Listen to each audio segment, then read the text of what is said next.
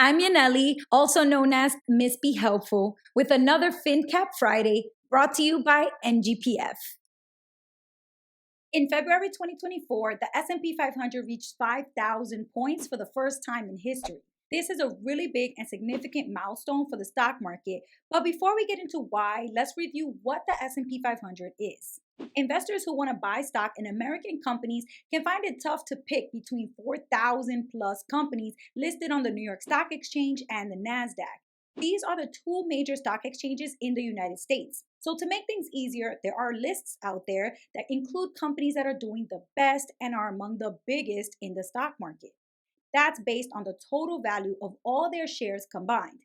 This is kind of like the honor roll in school. In order to make it to the list, you need to meet certain performance metrics, and if you don't keep it up, you'll get kicked off the list. Some of the top companies on the S&P 500 are Apple, Microsoft, Amazon, Nvidia, and Tesla.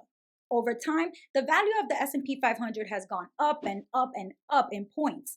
Hitting 5,000 points was a significant milestone because it lets us know that most investors are really confident about inflation starting to decrease, strong earnings being reported for many different companies, and generally where the US economy is headed. Experts say this can even have a psychological impact on investors, which could lead them to buy more shares of the stocks in the S&P 500, and that would ultimately lead to even more market gains.